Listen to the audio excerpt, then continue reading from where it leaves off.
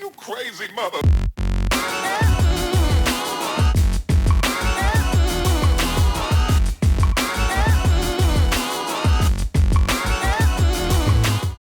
Привет всем, кто ждал нового выпуска, и всем, кто впервые заглянул на канал Кругосветка с Третьяковой. Я путешествую по степному Оренбуржью. Сегодня отправимся на поиски сокровищ. Есть легенда, что в этих краях спрятано золото Емельяна Пугачева. Емельян Пугачев оставил телегу, набитую золотом. Покажу вам казачью станицу Бёрды. Где здесь государев дворец царя-самозванца? А почему Бёрды назвали? Как кого-то били, какого-то казаха. Он кричал: ай, Берды, позвали Бёрды. Ну, не знаю. Как снимают кино про бессмысленный и беспощадный русский бунт. Уникальная возможность посмотреть, что собой представляют декорации к большому фильму. Это Сарыкташский район, северо-восток Оренбургской области. Здесь встречаются восточноевропейская равнина и предгорье Уральского хребта, степи и лесостепи. Это ландшафтный рубеж. В Сарыкташском районе мастерицы вяжут знаменитые оренбургские пуховые платки. Здесь выращивают зерно и разводят коров молочно-мясных пород. Вы знаете, не бедно живем. У нас морозильник полное мясо, творог, сметана, все есть. Летом Сарыкташская земля радует яркими красками, но даже в самый жаркий день здесь гуляют степные ветра. А сейчас давайте поваляемся в степном оренбургском разнотравье. А вот так в Оренбурге очень любят проводить время местные художники. Они ездят на пленэр, обычно как раз в Сарыкташ и куда, Полин? В Ташлу, да? Да. И в Ташлу, в Ташлинский район. Это место называется Красная гора, и оно оправдывает свое название. На склоне и самой вершине за деревянным частоколом рубленные избы, баня, храм, мельница, а еще виселица. Что-то железяка, все портит нам. Это оборонительное сооружение времен Крестьянской войны 1773-1775 годов, бессмысленного и беспощадного русского бунта под предводительством Емельяна Пугачева. Конечно, все эти сооружения сохранились не со времен Емельяна Пугачева. Они были построены для съемок фильма и стали такой своеобразной достопримечательностью. Это декорации к фильму «Русский бунт». Сама картина популярной не стала, даже несмотря на то, что в ней снимались Машков и Маковецкий. Деревянную крепость построили такой же, как в повести «Капитанская дочка», произведении Пушкина о событиях Пугачевского восстания. В общем, здесь в Сарыкташе предоставляется уникальная возможность посмотреть, что собой представляют декорации к большому фильму. Ну, пахнет баней. Баней? Угу, баней пахнет. Там какие-то старинные вещи есть. Вон тумбочка. Хотя это, наверное, это раковина. А вот это телек, что ли? Или, наверное, тоже тумбочка какая-то. Смотри, лестница, конечно, очень опасная. Внутри очень хорошо все обделано деревяшками. Смотрите. Здесь недалеко сейчас снимают еще один фильм. Это режиссера Прошкина, который снимал «Русский бунт». Буквально в несколько десятков километров в районе села Андреевка снимают фильм про сарматов. В Оренбуржье в деревнях вот такие мазанки, покрытые саманной глиной, строили еще в 20 веке, 80-е, в 90-е годы. Возможно, строят и сейчас. Мне самой довелось в детстве мешать вот эту глину вместе с соломой, для того, чтобы потом покрывали стены вот этой саманной глиной. Такой нехитрый раствор очень хорошо сохраняет тепло. Народное восстание в XVIII веке поддержали на Урале, в Поволжье и Западной Сибири. Зачинщиками бунта стали казаки. Дело в том, что их лишили привычных свобод, в том числе выборности старшин и атаманов. Беглого донского казака Емельяна Пугачева восставшие провозгласили спасшимся государем Петром III. Ребят, ну а вот это виселица, похоже. Вот так же выглядели виселицы и во времена бунтаря Емельяна Пугачева. И тогда они были очень востребованы. Дальше покажу вам бёрды и золотые палаты царя-самозванца. Вторую пушку кто-то успел украсть.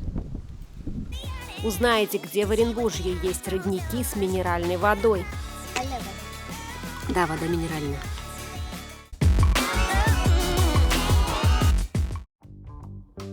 Бёрды входят в состав Оренбурга, но половина жителей города здесь никогда не бывала. Бывшая казачья станица находится в стороне, на окраине. Без особой надобности сюда никто не приезжает. Если местного жителя вы назовете оренбуржцем, он может и обидеться. Дело в том, что здесь живут не оренбуржцы, а бердяши. Ставка Пугачева разместилась на левом берегу реки Сакмара, в местечке, которое тогда называлось Бердянская Слобода.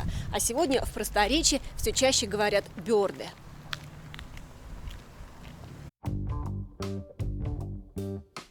Река Сакмара берет начало в Башкирии, протекает по Оренбургской области и впадает в Урал.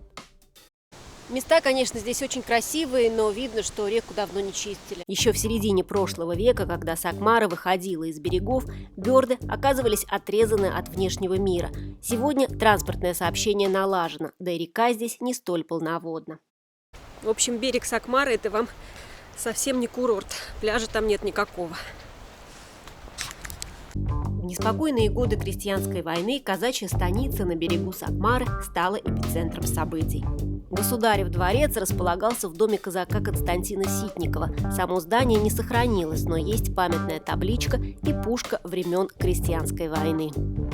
Еще лет 15 назад на этом месте стояло 2 пушки времен Пугачева. Вторую пушку кто-то успел украсть. Именно в Золотые палаты было направлено письмо, которое до сих пор заставляет искать сокровища Пугачева.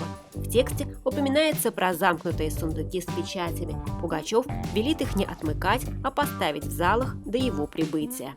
Что в рассказах о русском бунте правда, а что вымысел, в 1833 году разбирался Пушкин.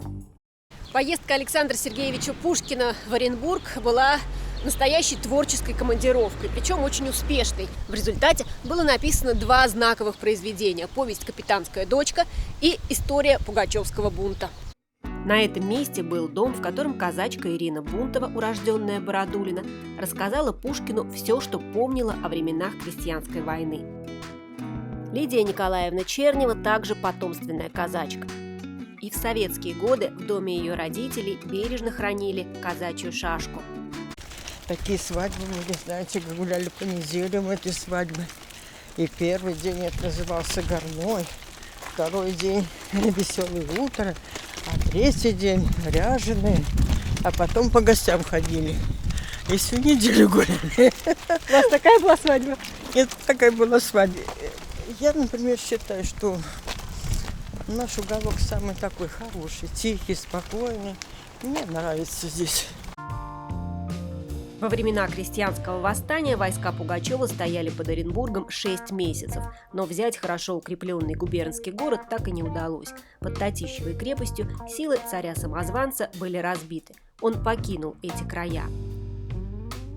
Но только в 1775 году бунт был подавлен. Пугачева и его ближайших соратников казнили в Москве на Болотной площади. Но что стало с золотом Пугачева? Есть версия, что клад атамана спрятан на дне одного из озер. Шокирующая геология. Дальше покажу вам древнейшие горные породы. Шаманите, Тимур, потихоньку. Место силы. И попробую саракташскую минералку. Что, можно попить, нет? Можно. 3 километра от села Бектемирово, впереди никаких населенных пунктов, только степи и овраги. Едем на Каменную гору или гору Утарташ. Подъем непростой, но оно того стоит. В Оренбуржье по выходящим на поверхность горным породам можно изучать геологическую историю земной коры. Выветривание, они вот как раз рождают такие красивые узоры. И каждая вот эта полоска, она ученым говорит о каком-то количестве лет, о каком-то периоде жизни. Есть идея на прогретом солнцем склоне выращивать виноград, как в районе крымского Севастополя. Здесь место, на мой взгляд, очень похоже из-за того, что с той стороны есть плодородный слой, а с этой стороны эта скала солнцем как раз с юга и с юго-востока прогревается очень здорово. Мы нашли себе приключения, как мы умеем это делать. И вот сейчас спускаемся с каменной скалы.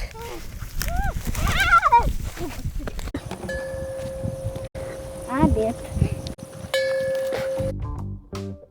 У нас на обед только саракташская дикая ежевика. Она кислая. В каменном озере вода чистая и прозрачная. Здесь водятся рыбы и раки. Водоем питают многочисленные родники.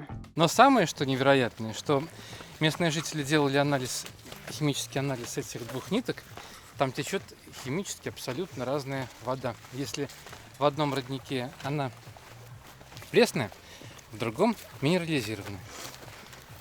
Минералочка местная.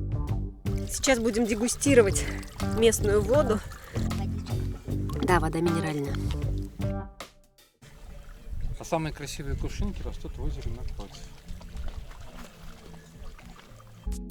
В затонах каменного озера кувшинки еще не распустились. Это случится со дня на день. Полюбоваться красотой смогут местные рыбаки. Может, именно в этом озере стоит искать клад Пугачева, и золото атамана до сих пор скрыто на дне тихого водоема. Друзья, спасибо всем, кто проголосовал в группе ВКонтакте и помог мне выбрать тему следующего выпуска. Отправимся в Солилецк на соленое озеро и выясним, правда ли оно лучше Израильского Мертвого моря. Ссылка на мою группу ВКонтакте в описании под видео. Буду рада вашим комментариям и поддержке в виде лайка. Подписывайтесь на канал, впереди много интересных выпусков. Всем пока!